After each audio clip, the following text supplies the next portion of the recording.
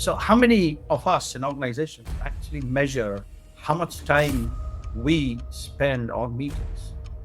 Like we have back-to-back meetings, but it's unproductive. And that's where the whole idea came in to say organizations actually need to give people time to do what they do best. Think, work, and come up with really good work. Our research looked at multinationals. Microsoft in their 2022 Future of Work report dedicate a whole page on my research saying this is the future of work. You have to give people time off meetings. From the city of Peaky Blinders, Birmingham, England, I would like to introduce you to Paddy Dhanda. As the world becomes more automated and the robots take over, it's imperative that we build the right human skills for the future. So pull up a chair, grab a samosa or two, and make yourself very uncomfortable. Hey Vijay, thank you so much for joining me today. I know you've traveled all the way from France and you traveled back and forth, so I'm super pleased that I caught you whilst you're in the UK. What superpower would you like to bring to this particular episode? Well, the superpower to instill common sense in organizations, I believe. Common sense is the least common. Oh, brilliant. I am intrigued to know more. But before that, Vijay, tell me more about you. Like, what's your background and what do you do? Okay, come from India, just like you and your Indian background. I was born in the center of India, Nagpur. A lot of friends still there. Family originally comes from Goa, and hence the surname Pereira. And worked as a civil servant and then as a consultant. Moved to the UK some 30 odd years ago. Married, have two daughters here. One works in the NHS, the other is in school. Career-wise, I've been a consultant, a civil servant, an academic. As an academic, I call myself an accidental academic. I was a consultant and I was in a train and met the dean of a business school, and she said, "Why don't you come give a talk?" I said, "What do you want me to talk about?" And I talked, and they kind of liked it. Back in the day, there was this term cyber coolie, and I gave a talk about who these cyber coolies are and how they talk in my accent. And do you understand my accent? That's a joke. I made the joke on myself. But seriously, that was my whole area of research is tech and how we use different parts of the world for the basis of business, faster, better, and cheaper. The three big motors in business, isn't it? And then the whole world revolves around that. You know, how do we get goods or services faster, better, and cheaper? Yeah. So that was my thesis back in the day. And I being an academic because I enjoy doing research. One of the key things that probably I like to get deeper is to say, is this a problem? Is it really a problem? And if it's a problem, who does it affect? And we want solutions. I use both sides of my brain in terms of being a consultant on one hand, identifying the problems, but then finding solutions as an academic, using the robustness of science to get the evidence. And that's exactly what happened with the meetings. We all knew deep down that meetings were futile. There was no outcome of them, but there was no evidence. And so that's why it caught on. A simple problem, but a problem that if you go deeper has so many implications, mostly negative, actually. It's great to hear that you've had the real world experience first and then you've gone into academia, because I hear a lot of academics that claim to know lots of stuff, but actually when you ask them what have they done in the real world, they struggle because they've started in academia and then don't really have that real world experience. And you mentioned meetings there. So how I came across your work was you had published this amazing research. It was titled as No Meeting Days. And I was really intrigued because, as you mentioned, you know, in the tech world, we have lots of meetings every day. I was late for this podcast because I had another meeting that was back to back. And it's rare that we often think about reducing those meetings or eliminating them completely from our schedule. And I think your research is fascinating. Could you tell us a little bit about how you started with that topic? Like, why was that so important for you? And then just how you went about this. Yes. So we were at a conference in New Orleans a few years ago now. And it was at the end, at the last conference, we go have a beer and sort of say, okay, when do we meet next? And back in the day, it was the BlackBerry, picked up a BlackBerries, and we looked and it was meetings, all of us around. And I said, hang on, guys, like, when did this whole meetings thing come into corporate life? And how did it come in? And now it's so much part of what we do. And so it's, what it'll be good. It'll be a good idea to get into researching how did meetings come, and are meetings really productive? Where does it lead us? Just a fun question. And we all went back, and then me being me, I pursued the idea. I searched something, and there are a few people who were doing some research, but they didn't have the actual evidence. But as you say, rightly say, it was not only academic. It was, here's a real problem in real organizations. And you ask anybody informally, they'll say yes. So how many of us in organizations actually measure how much time we spend on meetings? Do we even calculate the cost of meeting? It's not only time, it's office space, car park, tea, coffee, our time generally, isn't it? So I did a rough calculation. I got together a few people and said, okay, you guys earn over 100,000 pounds, dollars, whatever. Okay. Yeah, a bunch of people. Okay. How much time do you spend on meetings? And 85% of time they spend on meetings in their working life, 85%. So I did a back of an envelope calculation and said, okay, if an organization, let's say, has 100 people with 100,000, and each of their 85,000 salary that they get is actually spent on meetings, which is not calculated. So we're spending a lot of money on people with high wages who spend their time on meetings, because we don't follow up on meetings leading to performance or leading to an outcome or leading to profit, the bottom line. We don't.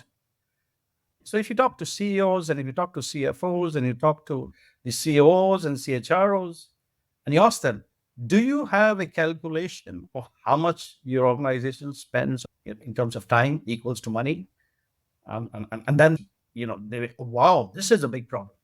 So in terms of clear common sense calculations, and why should you spend 85% of your time on meetings that lead to nowhere? Okay, if you have to meet 85% of your time, and that leads to greater profits, greater productivity, better work-life balance. You use the term back-to-back meetings, Paddy. How can you get into a meeting without getting prepared? This is common sense, isn't it? Like, we have back-to-back meetings, but it's unproductive. And that's where the whole idea came in, to say organizations actually need to give people time to do what they do best: think, work, and come up with really good work. We talk about being innovative, being creative, even in the tech industry, very much so. But where's the time? And they need autonomy. They need time for themselves to be the most creative. You need time to think, to be more innovative. Where do you have the time? And that's the problem. And also, you need to have a meeting with an agenda. And the next meeting needs to start with minutes. And then it's called meeting hygiene. And we hardly do it. We meet for the sake of meeting. And so, yes, I think I just took off that, Penny. Now there's evidence, because our research looked at multinationals, 25,000 employees, interviewed around 300 senior people in organizations, CEO downwards. And we really found the evidence through our research. Now, again, who's going to read it if you don't publish it at the highest level? If it was an academic paper, it's lying somewhere. So what we did is we had a plan. Here is something really good, okay? There's an allegation, really, and it has some sort of legs, that we don't do research that is impactful. Yeah, so it has to have an impact. Okay, so we said, okay, where do we go with this? Now, the two biggest op-ed journals are Harvard Business Review and MIT Management Review, opposite sides of the road in Boston. Now, they don't publish on the same topic, especially not with the same authors. So for the first time, they were both so interested, and they both published. Obviously, the questions were different. how many days, or who are the people who push for more meetings. And then we had a few Forbes articles, and then it went just crazy because many organizations changed their policy, they changed their strategy based on our research.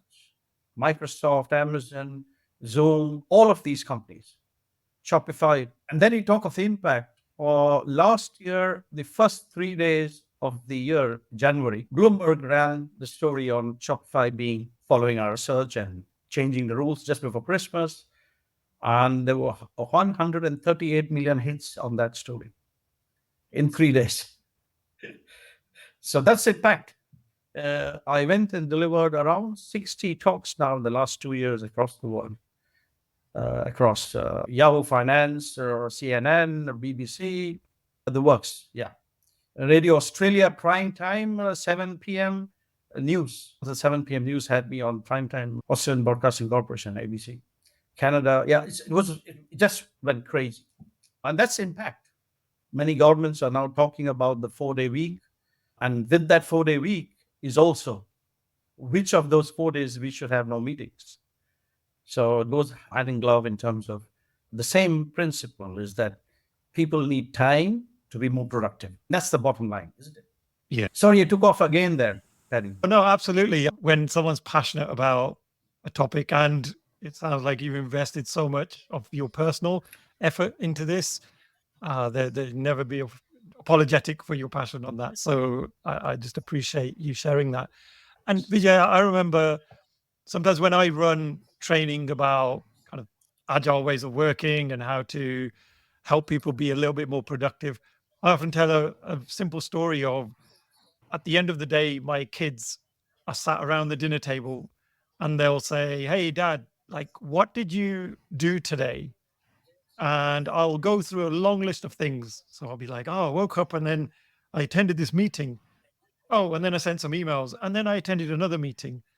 And there's like a common theme all the way through. And then one of the kids will go, "Oh, Dad, so what did you actually do though? Like, what did you achieve?" And you have to think for a while and think, well, actually, no, I didn't actually achieve anything because I started all these conversations, but I didn't have the doing time to actually do anything. Absolutely. And so it really resonates in terms of what you were talking that through there. Now, I know a lot of people probably sat there thinking, okay, well, you've done this research and you said there's over 70 companies involved, so 35,000 employees, I believe you mentioned. 25, yeah. And so what was the criteria? Because I know you had very strict criteria in terms of what those companies were signing up for, because this isn't just Correct. a couple of weeks of them saying we're going to try and reduce our meetings and then see what the outcome was. Could you tell us a little bit about that thinking and Yeah. what they had to sign up for? Because there's also the criteria of them being multinational as well, I believe. Absolutely. Absolutely. Indeed. Yeah. So we reached out to 500 plus companies. And eventually, 76 signed up because the conditions were very stringent, as you say. A, they have to be multinationals. They need to be operated in more than 10 countries. That's one. Two, they need to have at least 1,000 people on the payroll working for them.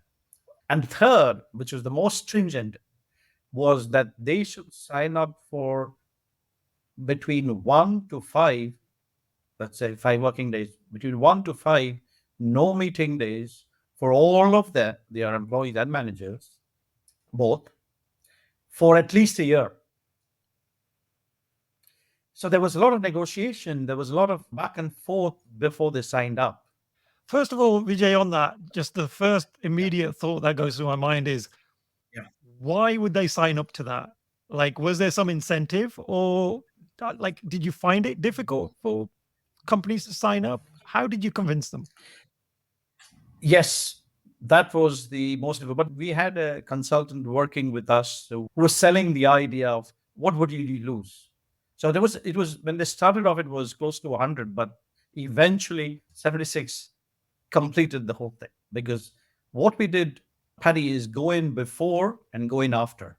And that's the big evidence. So we had employees' performance before they gave them the day, 2 days, 3 days, 4 days, some even 5.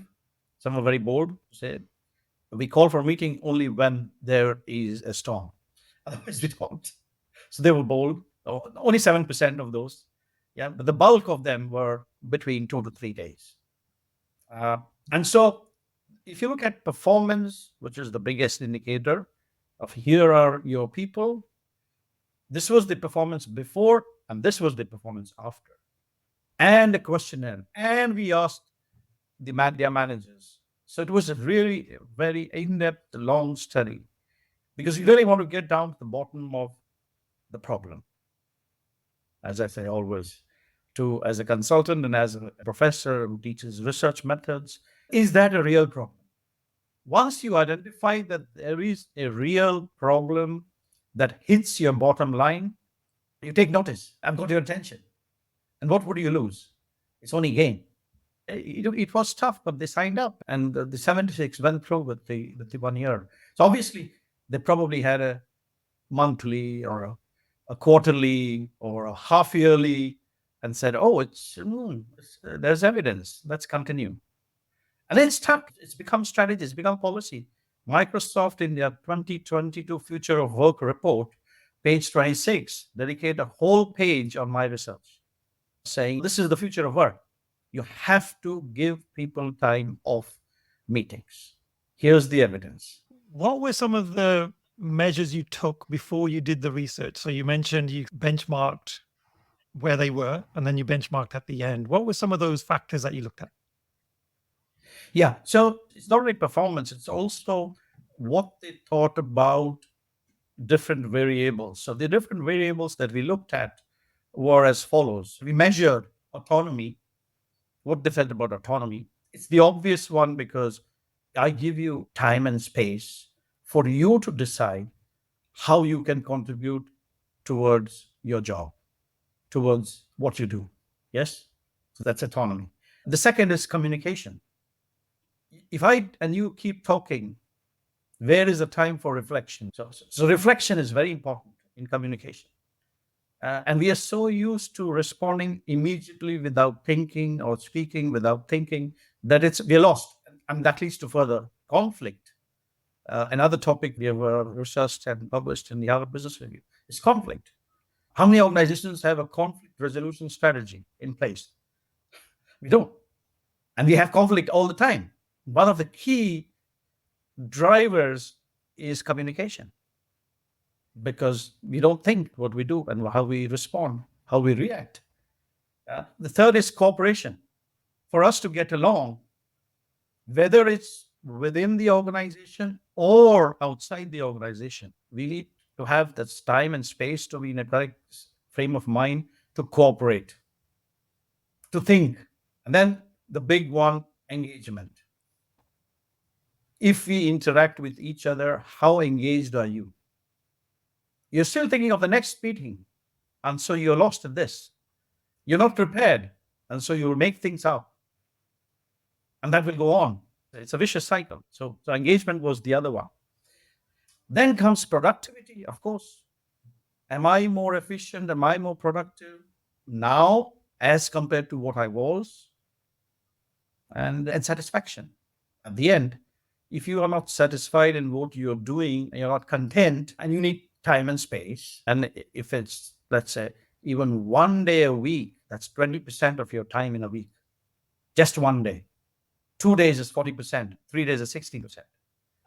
Where you are in your zone. And who doesn't want to be in the zone?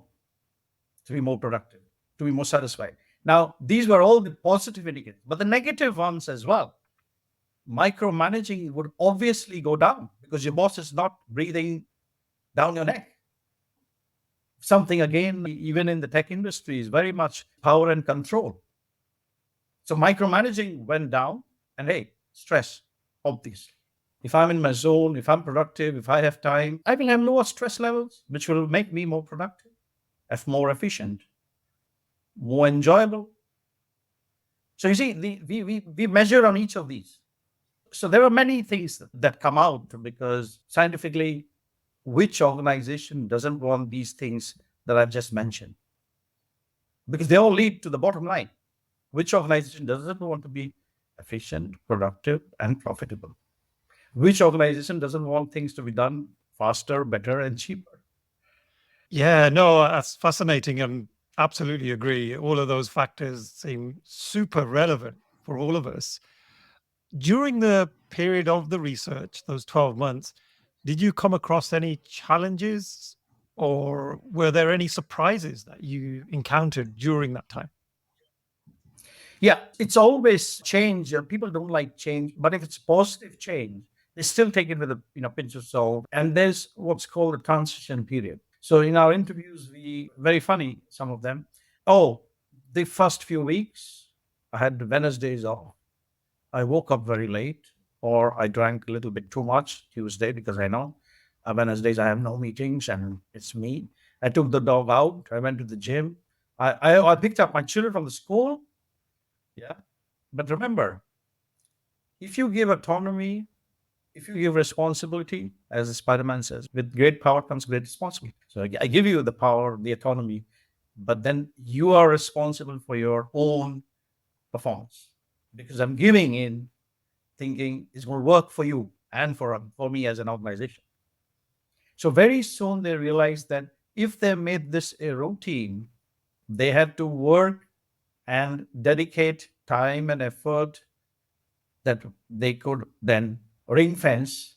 So I say, my children are not there from 8 a.m. to 4 p.m. 3 hours I give myself, I go to the gym and I walk the dog, whatever. Another 3 hours I dedicate to work.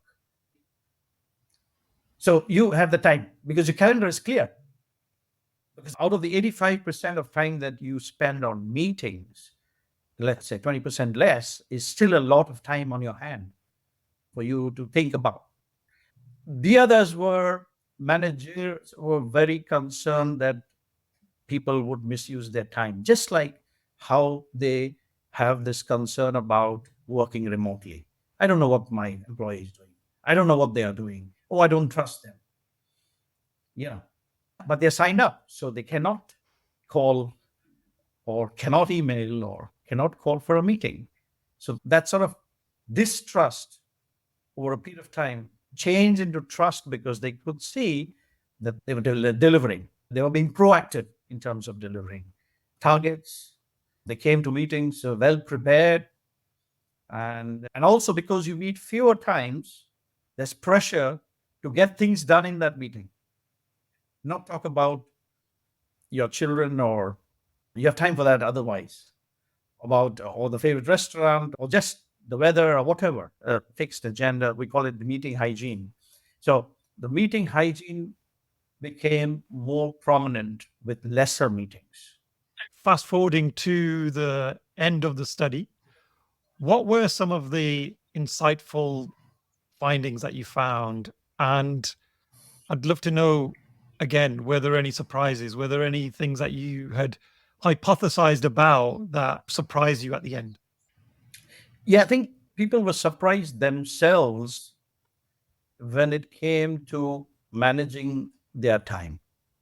We're not used to because we give our time. We think that the organization owns our time. This is a mindset, isn't it? If I work for an organization, they have control and power over my time. It surprised many of them that, hey, now I can do what I want, when I want, during that time because I don't need to get into meetings. So I have the autonomy. And so even if I sleep all day, I'm going to work doubly the next day, even if I don't do anything. Yeah. Because you're given that time to do what you want. So you get better, but you will never put your own performance at risk. But that came over, they learned it. And there is no one way of doing it, Patty, isn't it? It's going to be very individual. If I say you have this time free, you're going to use it differently than your other colleagues. And so they all found that sweet spot of what they should do when they should do it. And also, I mentioned earlier, those creative juices began to flow even better because there were no disturbances, there was no interventions, there was no micromanaging, and they were in a better stress level. So, so I think that it surprised them, but what surprised us the most was this question that is published in the Student Management Report, is what category of employees in terms of their age, were they senior, mid-career, or junior first-time managers? Which category of employees pushed for more meetings? You want to take that answer, Patty? What do you think? Was it the senior guys? Let's put them in brackets, 55 plus, 30 plus, and under 30. My immediate reaction is the older generation, because that's the culture that perhaps they've been used to. It certainly wouldn't be the youngest. That's wrong. The youngest, you see? Question, what surprise, you see? Because, and here are the reasons. The older ones already have the knowledge, already have the network, already have the experience, the expertise. Yes. It's the younger ones who are hungry to, make themselves known, prove themselves. And the only way they can do that is to show off in meetings or sort of control things or just say that this is what they've done and also learn from it. And so they were more hungry for meetings, which was a surprise. So it's the young one. But also the research show that these were the guys most prone to burnouts because it's the new generation that want to be successful very, very fast. The older ones have patience, they have learned it, they have got there. They don't have to prove anything to anyone, because they've achieved that. Whereas the younger ones, they aspire, they want to get there, they want to be successful, they want to make a point. And so they are the most anxious and they're the most, pushing for more and more meetings. And let's have a meeting, everything, let's have a meeting. And that meeting culture, again, as I was saying, had peaked during the last, let's say, 10 years, 5 years. And it was driven by the younger ones. Again, 9 out of 10 people I asked say that it was the older, if you didn't read the article. But yeah, it's the younger ones, unfortunately. And that led to, again, conflict, which is a paper we published. One of the saddest things in today's modern day and age is burnout. And burning out at a younger age is not worth it. Burnout at any age is not worth it, but especially when you're starting a career. I am blown away by that because I just think today's generation wouldn't have the patience for lots of meetings. It would be a very different mindset. But I can absolutely accept the fact that when we're starting off in our careers, we're looking for that support network. And those meetings are a way of us collaborating and synchronizing with other team members. So I also see that side of it, which is, like you say, really, really fascinating. So I think the big question a lot of people are probably asking is, what is the sweet spot for the number of no meeting days? And should they be consecutive or should they be spread out in the week? First part of the question, the evidence shows 3 days. 1 is good, 20%, 2 is 40%, 3 is 60%. But you have to meet to take stock of. You have to meet to control. You have to meet to set targets, to look at performances, to see if there are any challenges that can be addressed. The 2 days, which is 40% of your time in a week, is where you can schedule meetings. Now, answering your second question, what we suggested, because there was no one way of doing it, but they came to us for suggestions, and they still do, in terms of, where we do consulting, they still come and ask. So I said, it's purely how you want to manage your people. But the first advice we give is ask them what works for them and work around that so that you find a way. So let's say if you have 5, we spread it across the week.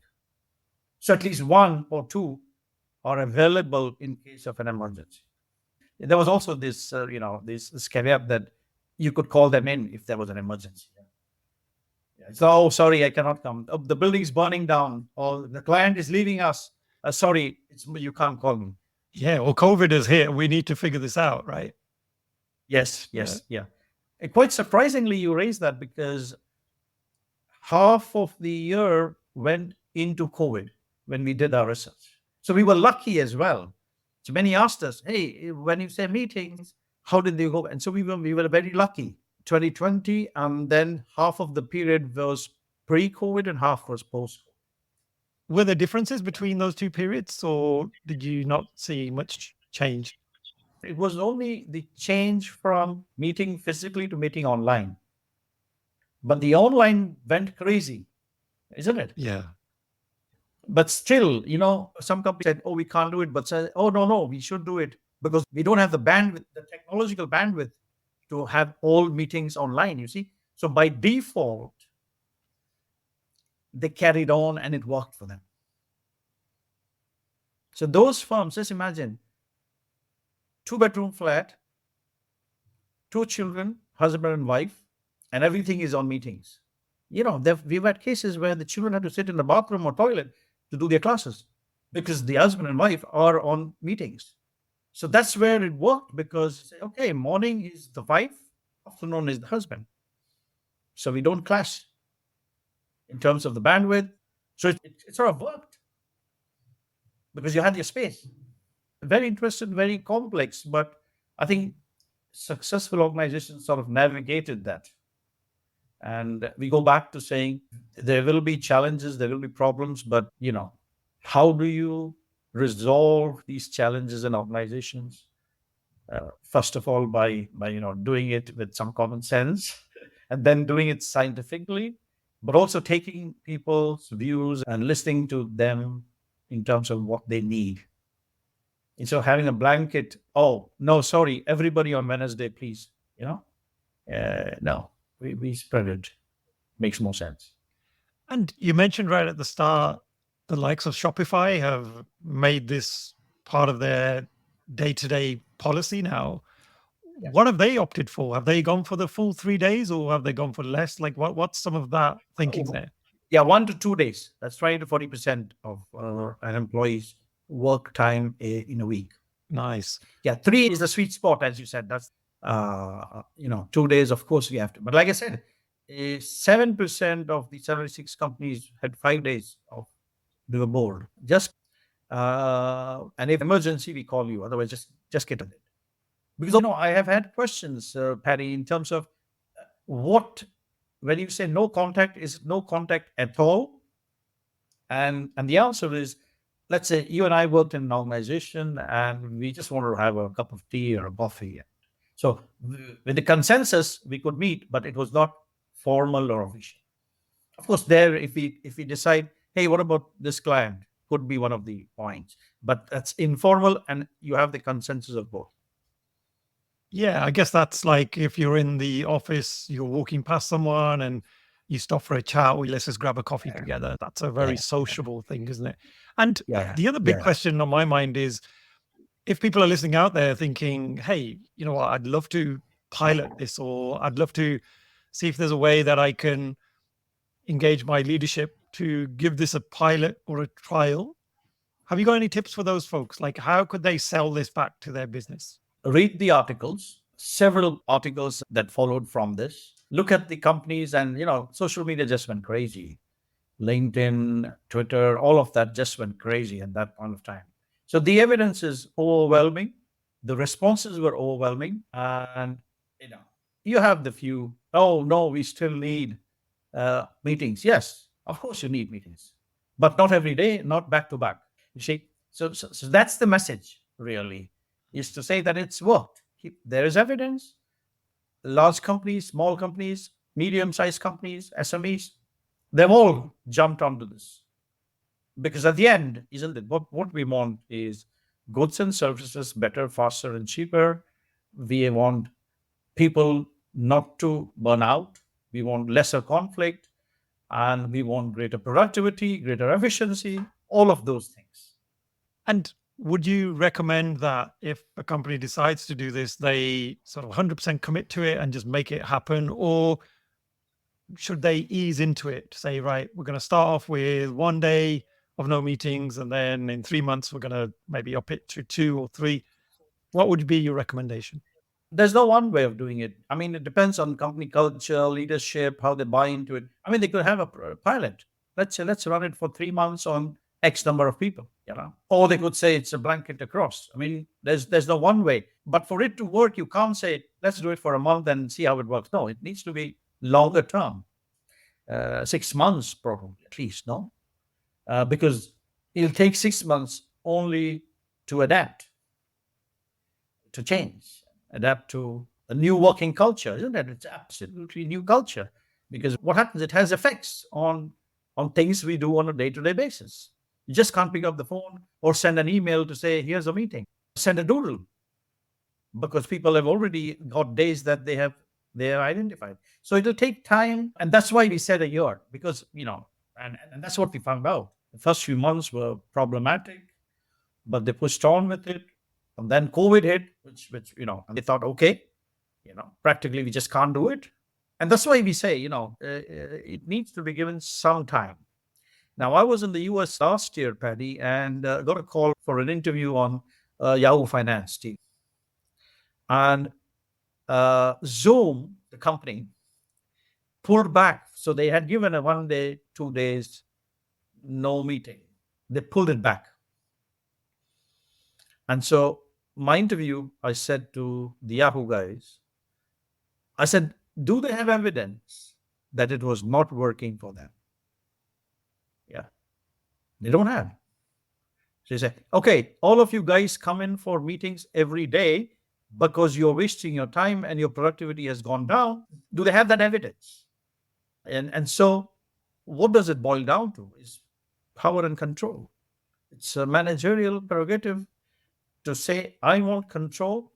I want to see you in every day, and you have to attend meetings. Elon Musk said it when for the Twitter employees last year, you can walk out of meetings if you think they're not productive. And here is the research to show that it's not productive, you can walk out. There was an email to his employees. Answering your question, Paddy, is that there is no one way. It's the best fit rather than the best practice, strategically speaking.